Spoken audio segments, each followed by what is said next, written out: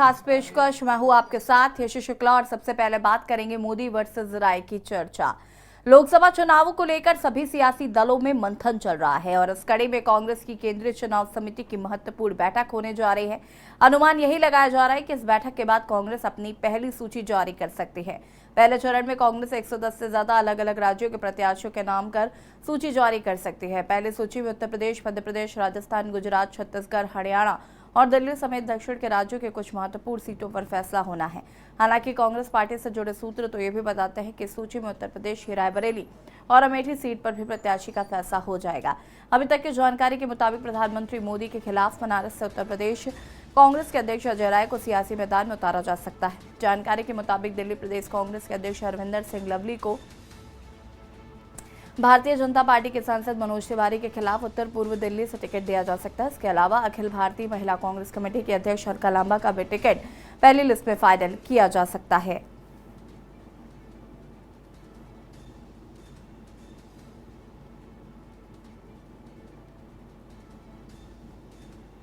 सियासी मैदान में ताल ठोक सकते हैं अजय राय।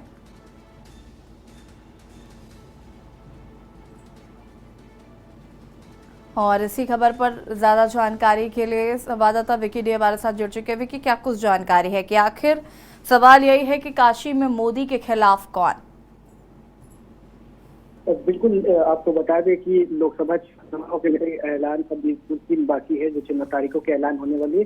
और जबकि दूसरी तरफ आपको बता दें, बीजेपी ने अपनी पहली लिस्ट जारी कर दी और बात जहां तक कह जाती है, बात की दिल्ली का रास्ता जो है यूपी तक हो जाती है और वाराणसी जो विशेष नजर इस पे सभी की बनी रहती है। और ऐसे में यहाँ से अभी जो वर्तमान में सांसद 2 दशक से जो है प्रधानमंत्री नरेंद्र मोदी है और तीसरी बार भी उन्हें प्रत्याशी घोषित किया गया है। उसके बाद जो है दूसरी तरफ कांग्रेस पार्टी की भी पहली लिस्ट बहुत जल्द ही आने वाली है, जिसमें बात की जा रही है। सूत्रों से हमारे खबर ये कि अजय राय को टिकट मिल सकता है। एक बार फिर जो है प्रधानमंत्री मोदी के सामने अजय राय जो है मैदान में उतरेंगे और कितनी चुनौती दे सकते हैं प्रधानमंत्री मोदी को, ये देखने वाली बात होगी। क्योंकि आपको बता दें 2014 में भी प्रधानमंत्री मोदी जी के सामने जो है अजय राय एक बार लड़ चुके थे, 2019 में भी लड़ चुके हैं और ये तीसरी बार होगा अगर कांग्रेस पार्टी उनसे दांव खेलना चाहती है इस बार भी। तो ये देखने वाली बात होगी कि कितनी मजबूती से अजय राय प्रधानमंत्री मोदी के सामने खड़े हो सकते हैं। और दूसरी तरफ समाजवादी पार्टी की तो हालांकि ये सीट है नहीं, सुरेंद्र पटेल की बात चल रही थी, लेकिन अब जो है समाजवादी पार्टी ने वो सीट जो है कांग्रेस को दे दिया है गठबंधन के तहत। जो अब जो है ये सौभाग्य है कि अजय राय को एक बार फिर वाराणसी से मोदी के सामने लड़ने के लिए चुना जा सकता है और बहुत ही जल्द नामों की घोषणा हो सकती है। जी बिल्कुल, लेकिन अजय राय कितना भारी पड़ेंगे ये देखना होगा, क्योंकि विकी जिस तरीके से मोदी मैजिक वाराणसी में साफ तौर पर नजर आता है, तो ऐसे में अजय राय की जो दावेदारी है वो कितनी कांग्रेस किस रणनीति के तहत अजय राय को वहां पर टिकट दे रही है और कितना जनाधार नजर आता है? कह सकते हैं कि कांग्रेस पार्टी जो है इस समय पूरी जोर जो है एक बार फिर से अजय राय पे दांव अपना खेलना चाहती है। वाराणसी में अजय राय पहले भी विधायक रह चुके हैं, उनकी भी अच्छी पकड़ है राजनीति में। और इस समय जो वर्तमान में प्रदेश अध्यक्ष भी है अजय राय, तो वहीं मोदी जी के सामने इनको करने के लिए टिकट देने की बात चल रही है, बहुत जल्द इसकी घोषणा हो सकती है। लेकिन बात करें 2014 में भी अजय राय इनके सामने थे और 2019 में भी थी, लेकिन आपको बता दें दोनों ही बार जो है जो वोटों की आंकड़ा का जीत का जो आंकड़ा था वो लगभग 5 लाख वोटों से प्रधानमंत्री मोदी जीते थे अजय राय के विरुद्ध। तो उनको जो है 2019 में जो है लगभग 5 लाख वोट मिले थे और जो है 2014 की बात करें उसमें 75,000 कुछ वोट मिले थे। तो इस बार देखने वाली बात होगी कि कितनी मजबूती से कांग्रेस पार्टी खड़ी है और क्या इनका मुद्दा होता है। क्योंकि विपक्ष लगातार घेर रही थी मंदिर बनाने को लेकर, तमाम जो बेरोजगारी को लेकर इस समय जो सबसे बड़ा मुद्दा बना रही है विपक्ष, जो युवा जो बेरोजगार है उस मुद्दे को बना रही है। इसी मुद्दे को लेकर हो सकता है मैदान में कांग्रेस पार्टी जो है अजय राय को उतारे और यही मुद्दा रहेगा। और देखने वाली बात होगी फिलहाल कि कितना टिक पाते हैं अजय राय। ठीक है विकी, बहुत बहुत शुक्रिया आपका जानकारी साझा करने के लिए। सियासी मैदान में तार ठोक सकते हैं अजय राय, फिलहाल जल्द ही नामों की घोषणा होगी। और अब बात करेंगे बेअंदाज राजभर। सूबे सरकार में कैबिनेट मंत्री बनने के बाद ओम प्रकाश राजभर के तेवर बदल गए हैं। मऊ जिले के मोहम्मदाबाद गोहना तहसील के करहा के गोरादरी मठ के कार्यकर्ताओं को संबोधित करते उन्होंने खुद को गब्बर बताते हुए अपनी तुलना सीएम से कर डाली है। राजभर ने कार्यकर्ताओं को पीला गमछा डालकर थाने में जाने की सलाह दी है। इस दौरान उन्होंने खुद की तुलना मुख्यमंत्री से करते हुए कहा है कि थाने में दरोगा देखेगा तो तुम्हारी शक्ल में ओम प्रकाश राजभर दिखाई देगा। बोल देना जाकर कि मंत्री जी ने भेजा है। दरोगा एसपीडीएम में पावर नहीं है कि फोन लगाकर पूछ सके कि मंत्री जी ने भेजा है या नहीं।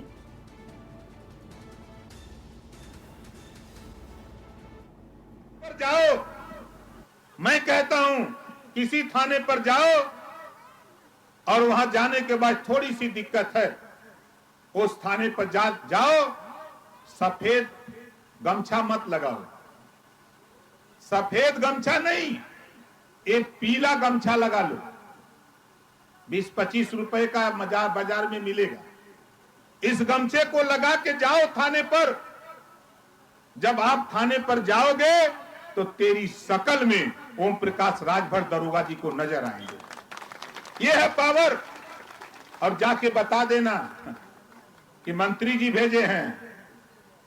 और दरोगा जी की पावर तो हो नहीं कि मंत्री जी से फोन करें कि भेजले होगा कि नहीं। बोलिए, है पावर? एसपी को भी पावर नहीं है, डीएम को भी पावर नहीं है। आज जिस मुकाम पे हम खड़े हैं, डीजी को भी पावर नहीं है कि वो हमसे पूछे कि आपने भेजा है कि नहीं भेजा है।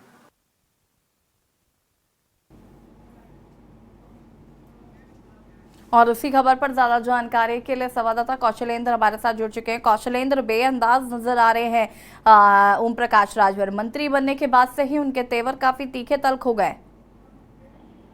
जी बिल्कुल, देखिए आपको बताए, वो जब से मंत्री पद की शपथ लिए हैं उसके बाद उनका कार्यक्रम लगा था अपने क्षेत्र में जाने का। तो गाजीपुर, मऊ, देवरिया, बलिया कई जिलों में उनका दौरा लगा हुआ था। लेकिन जब वहाँ मऊ में पहुंचते हैं और वहाँ जनता को संबोधित करते हैं, उनका स्वागत कार्यक्रम एक होता है कि मंत्री जी हैं, स्वागत कार्यक्रम एक रखा गया। वहाँ जब पहुंचते हैं तो वहाँ पे जो है बताते हैं कि जो है कि अब मैं मंत्री बन गया हूँ और अब किसी से डरने की जरूरत नहीं। अपने कार्यकर्ताओं के संबोधन में ये चीज उन्होंने कहा कि अगर थाने पे जाइए तो पीला गमछा जो है, सफेद गमछा नहीं, पीला गमछा जो है रख के जाइए कंधे, देखिए जो है आपके फिर जो है अगर वो काम न करे तो बताइए। और डीएम एसपी तक को उन्होंने ललकार दिया कि अब तो मंत्री बन ही गए हैं, अब जो है कि परेशान होने की जरूरत नहीं है। हाँ, हालांकि सरकार जो है, जो यूपी सरकार, वो अपने मंत्रियों पे और अपने विधायकों पे, अपने नेताओं पे लगातार लगाम कसती रहती है। अगर कहीं ऐसी कोई बात होती है तो सरकार की तरफ से भी एडवाइजरी जारी है और जो संगठन है उसके तरफ से भी एडवाइजरी जारी है। लेकिन अब मंत्री बनने के बाद एक उनका पहला कार्यक्रम है, वो भी स्वागत कार्यक्रम। इस तरह से जो जवान इनकी जो है चल रही है, तो ये कहीं न कहीं एक घमंड और एक गुरूर का ये पूरा जो है ये जीता जागता उदाहरण है। हालांकि अभी तक इस पे पार्टी की तरफ से, क्योंकि जो उनके बेटे हैं तमाम लोग वहाँ पे, क्योंकि पार्टी में सब परिवार के लोग जुड़े ही हैं, उनकी तरफ से अभी इस पर कोई भी जो है उनकी तरफ से कोई बयान नहीं आया। लेकिन ओपी राजभर का जिस तरह से बयान आया वहाँ पे पूर्वांचल में भी जाके ललकारना, वो भी अफसरों को, तो एक न कहीं घमंड और या मंत्री बनने का जो एक घमंड कहा जा सकता है, गुरूर कहा जा सकता है, वो साफ उसमें दिख रहा है। बिल्कुल कौशलेंद्र, बहुत शुक्रिया आपको जानकारी साझा करने के लिए। बताते कि राजभर का सियासी आगाज, और ये आगाज में कहीं ना कहीं घमंड साफ तौर पर उनकी भाषा शैली में दिखता नजर आ रहा है।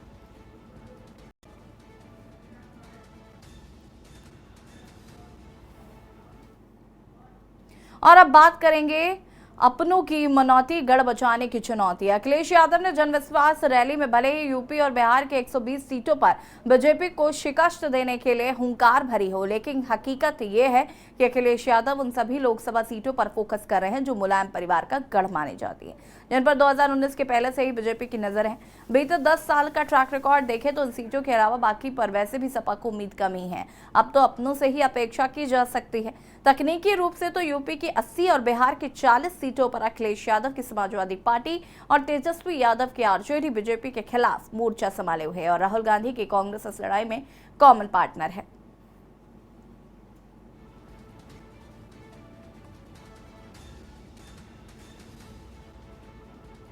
और इसी खबर पर ज्यादा जानकारी के लिए संवाददाता दीपक पांडे हमारे साथ जुड़े हुए हैं। और दीपक, क्या कुछ जानकारी है? अखिलेश के सामने गढ़ बचाने की एक बड़ी चुनौती नजर आ रही है।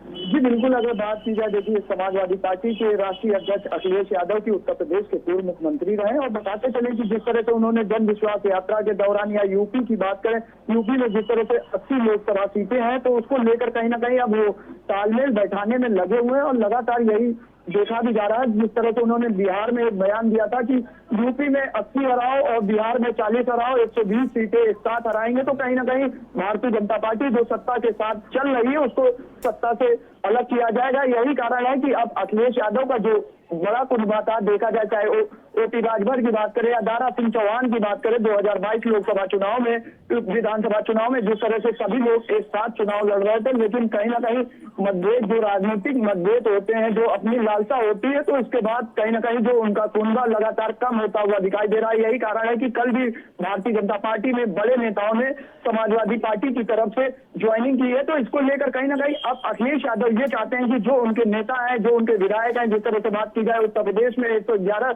विधायक हैं और या लोकसभा सीटों की बात करें, तो कहीं ना कहीं अब वो आपसी तालमेल को आगे बैठाने में लगे हुए हैं। यही कारण है कि जिस तरह से समाजवादी पार्टी और कांग्रेस के बीच में यूपी में गठबंधन हुआ, समाजवादी पार्टी 63 सीटों पर चुनाव लड़ती हुई दिखाई दे रही, वहीं कांग्रेस 17 सीटों पर चुनाव लड़ेगी। तो देखने वाली फिलहाल बात ये होगी कि आखिर इंडिया गठबंधन कितना फायदा मिलता है और कितना जनाधिकार बढ़ेगा, ये तो आने वाला वक्त बताएगा। फिलहाल लेकिन जिस तरह से लगातार अखिलेश यादव अपनों को जिताने में लगे हुए हैं, लोकसभा चुनाव तो के दीपक, ये तो क्या साफ नजर आ रहा है कि अब जो दूसरी जगहें हैं वहां पर जीतने की उम्मीद कम है, इसलिए अपने गढ़ को बचाने की ही चुनौती अखिलेश यादव को लग रही है। जी, अगर जिस तरह से बात करें अखिलेश यादव की, तो लगातार अखिलेश यादव अभी अपने पार्टी कार्यालय पे भी देखा होगा कि लगातार बैठकों का दौर शुरू हो चुका है। चाहे तमाम पदाधिकारियों की बात की जाए या तमाम मोर्चा की बात करें या तमाम जो संगठन है, उस दिन हर अलग अलग दिन के साथ बैठक कर रहे हैं। तो कहीं ना कहीं जो भी नाराज लोग हैं उनको भी एक मनाने की कोशिश जारी है, क्योंकि 2024 लोकसभा सभी पार्टियों के लिए महत्वपूर्ण है। ऐसे में जो सपा सुप्रीमो राष्ट्रीय अध्यक्ष अखिलेश यादव, वो चाहते हैं किसी भी तरीके से 2024 लोकसभा चुनाव में जब सभी अपने लोग एक साथ मंच पर आएंगे तो कहीं ना कहीं भारतीय जनता पार्टी को पटकनी देते हुए दिखाई देंगे। ठीक है, बहुत शुक्रिया आपका जानकारी साझा करने के लिए। बता दें कि अखिलेश के सामने गढ़ बचाने की एक बड़ी चुनौती नजर आ रही है। मुलायम परिवार के प्रभाव वाले सीटों पर खासकर अखिलेश यादव का फोकस जो है वो साफ तौर पर नजर आ रहा है।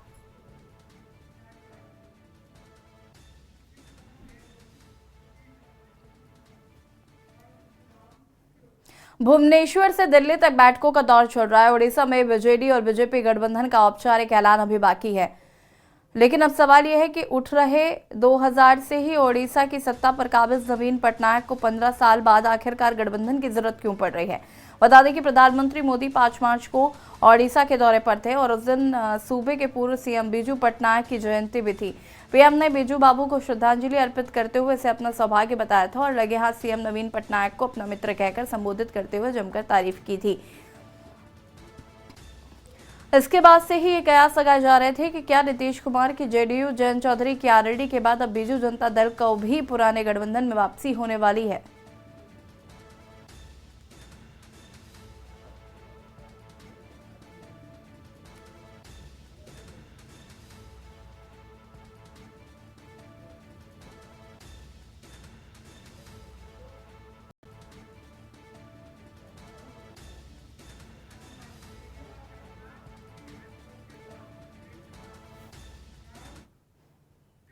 और यहाँ रुकेंगे एक छोटे से ब्रेक के लिए। ब्रेक के बाद बात करेंगे केजरी का इंकार ईडी हाई कोर्ट के द्वार। आप देख रहे हैं के न्यूज खबरों। ब्रेक के बाद एक बार फिर से आप सभी का स्वागत है। बात करेंगे केजरी का इंकार ईडी हाई कोर्ट के द्वार। शराब घोटाले से जुड़े मामले में दिल्ली के मुख्यमंत्री अरविंद केजरीवाल को राउस रेवेन्यू कोर्ट ने समन भेजा है। ईडी की अर्जी पर यह समन भेजा गया। कोर्ट ने केजरीवाल को 16 मार्च तक पेश होने को कहा। इससे पहले ईडी सीएम केजरीवाल को 8 समन भेज चुकी है। वहीं इस समन को गैर कानूनी बताते रहे हैं। उन्होंने कहा था कि यह समन गैर कानूनी है, लेकिन फिर भी वो ईडी के सवालों के जवाब देने के लिए तैयार है। उन्होंने ईडी से 12 मार्च के बाद की कोई तारीख मांगी थी। केजरीवाल ने कहा था कि वह वीडियो कॉन्फ्रेंसिंग के जरिए सवालों के जवाब देंगे। वहीं केजरीवाल को बार बार ईडी की ओर से समन भेजने पर आम आदमी पार्टी ने सवाल उठाया था कि आखिर ईडी किस आधार पर यह समन भेज रही है। जब ईडी खुद इस मामले को लेकर कोर्ट गई है तो इंतजार क्यों नहीं कर सकती। ईडी सिर्फ अरविंद केजरीवाल को डराना चाहती है। आम आदमी पार्टी का कहना है कि चंडीगढ़ में सुप्रीम कोर्ट ने जिस तरह से फैसला सुनाया है उसी का बदला अरविंद केजरीवाल से लिया जा रहा है। अगर ये सिर्फ लीगल मामला होता तो ईडी कोर्ट के फैसले का इंतजार करती। आम आदमी पार्टी इससे डरने वाली नहीं है।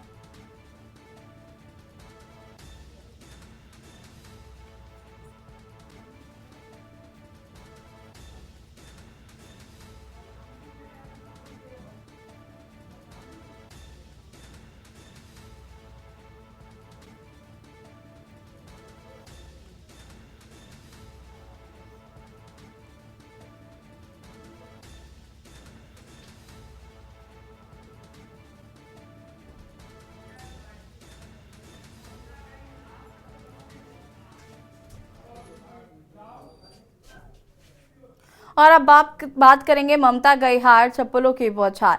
कौशाम्बी जिले में 80 साल की बुजुर्ग मां को पीटने वाली कलयुगी बेटे को पुलिस ने गिरफ्तार कर लिया है।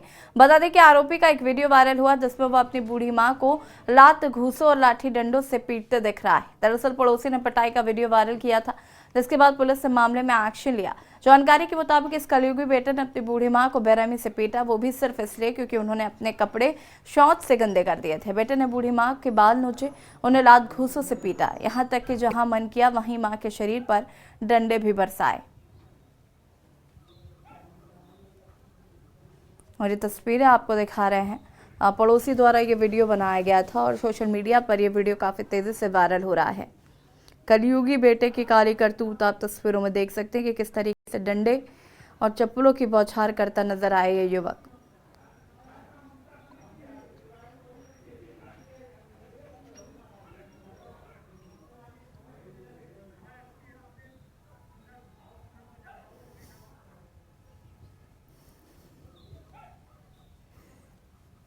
और ये तस्वीरें आपको हम दिखा रहे हैं टीवी स्क्रीन पर, जहां पर बूढ़ी मां के बाल नोचता हुआ ये शख्स नज़र आ रहा है। और ये शख्स कोई बाहरी शख्स नहीं है, ये वही शख्स है जिसे इस माँ ने अपनी कोख में 9 महीने रखा होगा। और किस तरीके से ये कर्ज अदा हो रहा है ये आप तस्वीरों में देख सकते हैं।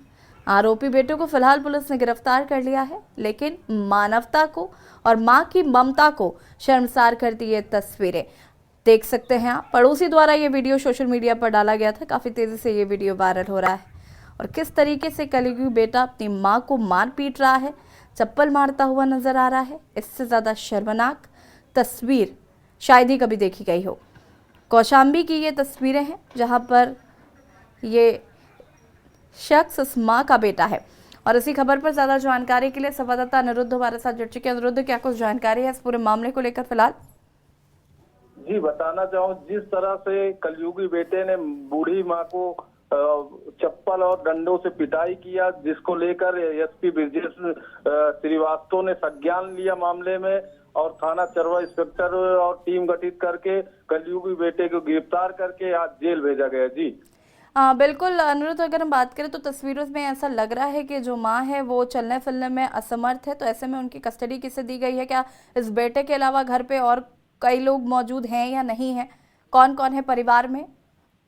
जी, बताना चाहूँ कि पुलिस अभी पड़ोसियों के कस्टडी में बूढ़ी माँ को दिया गया है। उसके उपचार के लिए, इलाज के लिए डॉक्टर भी गए हैं, गांव पहुंचकर इलाज भी किया गया है और बूढ़ी माँ को वृद्धा आश्रम के लिए भेजा जाएगा। जी, परिवार में कौन कौन लोग हैं अनिरुद्ध? जी, बहनें हैं 2, वो अपने ससुराल में है, अभी तक नहीं आ पाई है और इसके पहले कुछ कहना संभव नहीं है। जी ठीक है, बहुत बहुत शुक्रिया आपका तमाम जानकारी के लिए। कौशाम्बी में निर्दयी कलयुगी बेटा और ये तस्वीरें आप देख सकते हैं जो कि शर्मनाक है। और खास पेशकश में फिलहाल इतना ही। देखते रहिए के न्यूज़ इंडिया। नमस्कार। आप देख रहे हैं के न्यूज़, खबरों का सारथी।